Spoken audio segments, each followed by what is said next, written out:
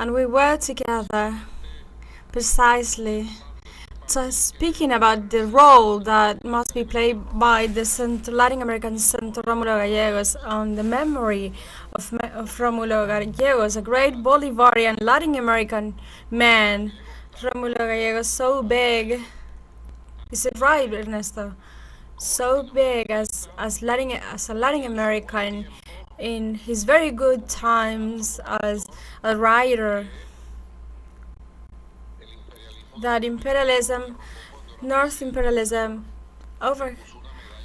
overcame him and put on him an eternal medal after that coup that was led by the U.S. Embassy in Caracas, as he himself denounced.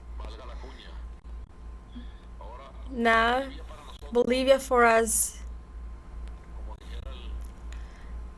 as Liberator Simón Bolívar mentioned, that said it was her very cherished daughter, and for us it's a dear sister. We triumphed when Bolivia moves forward, and we also suffer very deeply when Bolivia falls on the hands of imperialism, following coup attempts and neoliberalism as well. That is how it has been. I would say that Sucre's and Bolivar's relationship with the High Peru and the peoples of the High Peru, heirs of tobacco,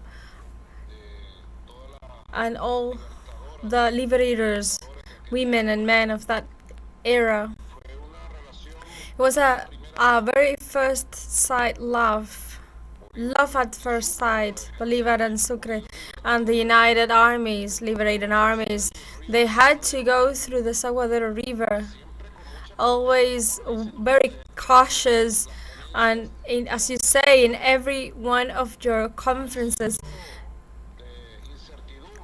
with uncertainty and debate, because we cannot aspire that history is an easy path. It is some sort of cultivating the history, a history in which the heroes are heroes and not capable to be compared with anyone else. If there was someone that was created and broke all of its paradigms of the era, was Bolivar, and at the same time his son did the same, killed very early in his age by the Bogota oligarchy. He was as well. Sucre had a doctrine, a think, and political think, a principle, key principle of such a great honesty and sincerity and truthness in the Republican principles that were joined together with in a very deep way on the flags of equality and freedom. They had very clear their fate in history. Bolivar and Sucre, both of them were devoted in their historical times and for the years to come and the liberators to come. There is no doubt that today both of them, in their praxis as leaders, political and military leaders, and leaders, successful leaders of this immense enterprise, which is the throw away the Spanish Empire and build the new America, the new Republic.